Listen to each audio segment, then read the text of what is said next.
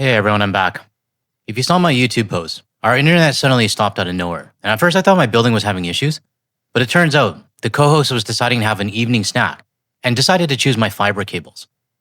Luckily, the technician was able to come a day earlier than expected, so we're back up and running. Now in today's video, I want to talk about a report I came across from CBC, showing Canadian snowbirds who are proudly continuing to travel to the United States. And I'll be honest with you, it's starting to bother me more than it used to, especially now that Trump has taken over Venezuela and is openly threatening Cuba, Mexico, Greenland, and pretty much any other country that has resources that he wants. I'm saying this very clearly.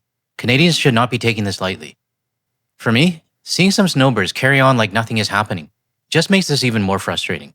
So we'll get into that in this video. Before we start, today's backdrop was sent in by Chris, and he took this photo from Whitecliff Park in West Vancouver. I'm guessing the BC ferry you're seeing here is heading to or coming from Bowen Island, based on the size of the ship. Thanks for sending this over, Chris. And just a quick reminder for anyone sending in photos, please make sure you send them in landscape orientation and at the highest resolution possible. If the resolution is too low or the photo is in portrait mode, unfortunately I won't be able to use it. Okay, let's get started. A right on Niagara, a left on Sherbrooke. If it wasn't for these palm trees... You could be in any town or city in Canada. But this is the Sunshine State, in a community many snowbirds have called home since the 1970s. Florida is no stranger to Canadians. It's one of the top destinations for snowbirds, and in this community, the ties are exceptionally close and obvious. Because Canadians created this park, and it's always been a collaboration between both of us, and that's what makes this park so special. For years, Canadians and Americans have coexisted here. 40% of homeowners are Canucks. I don't know about you, but it's honestly making me sick to my stomach, seeing Maple Leafs and Blue Jay logos hanging proudly from homes in the United States, especially after what happened in Venezuela. The way the Trump administration has twisted the law to make it all sound acceptable is genuinely disturbing.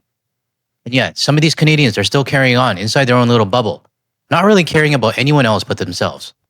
I've also seen a lot of people online saying that, well, we should listen to the Venezuelans. They're happy. We should listen to their citizens. Now yes, Maduro was a dictator. But let's be honest in what we just saw. We just witnessed a dictator take out another dictator. Does that soundly make it right? It doesn't in my opinion.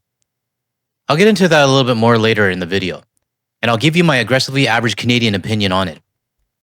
But that special relationship, feeling some strain amid threats of tariffs and annexation. The most recent tourism data from Florida shows a 20% drop in Canadian visitors compared to the same time last year. Jeff Papias of Ontario has been coming here for more than 30 years. It doesn't override the reasons and the rationale of why they're here. They are concerned in watching what's happening because when there is that uncertainty, there is a little discomfort into that.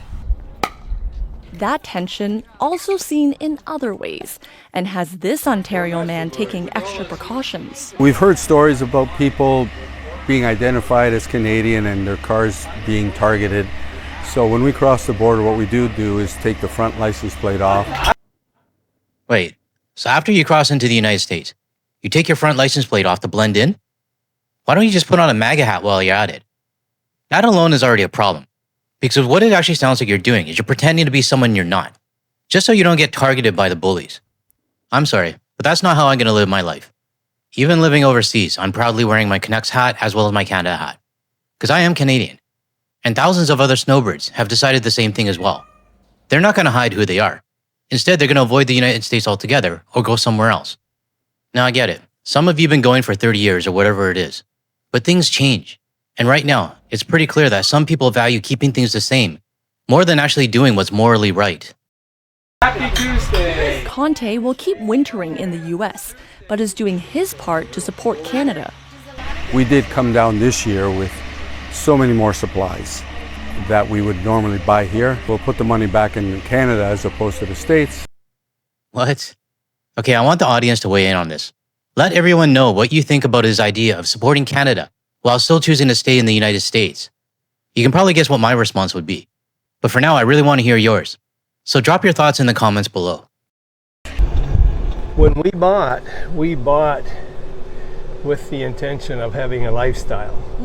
And Murray Knights has been enjoying that here since 2010, even as others boycott the U.S. To date, we haven't decided to make any change.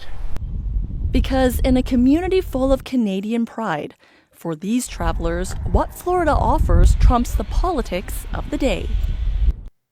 Honestly, this part makes me really sick.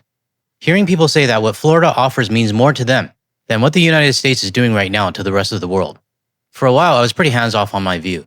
I was in the, hey, everyone can do whatever they want camp when it comes to people traveling to the US or snowbirds continuing to go. But after what just happened in Venezuela, and what could happen next in places like Greenland, Cuba, Mexico, and quite honestly, Canada, my tone has changed a little bit. People can still choose to do whatever they want. But for me, the respect level has gone down for these people quite a bit. What happened this past weekend, while most of North America was sound asleep, wasn't just about removing the dictator Maduro from office. What we really witnessed was a blatant disregard for both US and international law. And that should make everyone a little uneasy about what the Trump administration might do next. I'm at that point right now where I'm expecting the unexpected from the Trump administration. But what matters right now is paying attention to the words that are coming directly out of the orange guy's mouth. Because those words are what concern me the most. Now I know everyone hates hearing this guy speak, including myself, so I'm going to keep this really brief. And Katie, Trump is making it clear tonight his ambitions go beyond Venezuela. Yeah, Ian, Trump made remarkable comments again, insisting the U.S. needs Greenland for national security reasons and that Denmark isn't able to protect the territory. And he said an operation in Colombia sounds like a good idea to him. Colombia is very sick, too, run by a sick man who likes making cocaine and selling it to the United States. And he's not going to be doing it very long, let me tell you. What does that mean? Trump also says you have to do something with Mexico, that it needs to get its act together, though he walked back threats against Cuba, saying he thinks it will fall on his own. Trump is putting the world on notice. He is ready to act. We are past that point where we can just ignore what the orange guy says and move on. The situation in Venezuela proved that the US law and international law, the laws that the Democrats, lawmakers, and quite frankly, the rest of the world have relied on for decades, it doesn't mean shit to this Trump administration. And if you ask me, this felt like a test by Trump to see how far he could go. And so far, he's faced almost zero pushback. So I have to ask, what's the point of having Congress needing to approve a war or a strike on another nation? What's the point of having an opposition party if nothing actually happens when those lines are crossed?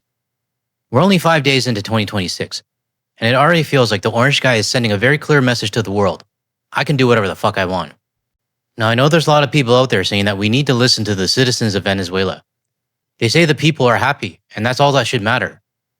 Now look, Maduro was not a good guy. I don't think there's much debate about that. But the real question is the guy who removed him from power any better? Do we really believe that Trump cares about the citizens of Venezuela? And haven't we been down this road before? What happened when the so-called greatest nation of the United States went into Iraq? What about Afghanistan? How are those countries doing now? Because like I said earlier, what we just witnessed was one dictator removing another dictator. And quite frankly, the second dictator has no real interest in Venezuela itself.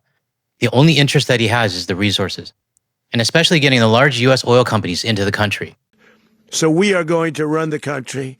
We're going to have our very large United States oil companies, the biggest anywhere in the world, go in, spend billions of dollars, fix the badly broken infrastructure, the oil infrastructure.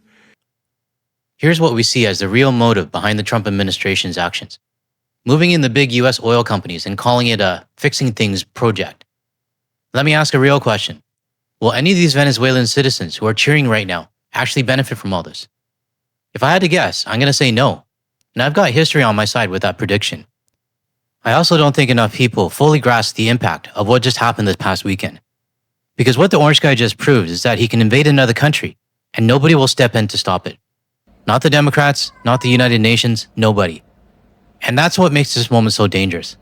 Because it leaves the world right now in a very tense place, with places like Greenland, Mexico, Cuba, and yes, even Canada, now looking like the next potential targets. And that's something that no one in these countries should be ignoring. Which brings me back to this guy I mentioned at the beginning of the video. Sitting there sipping on his Mai Tai or whatever he's drinking, safe inside his little bubble.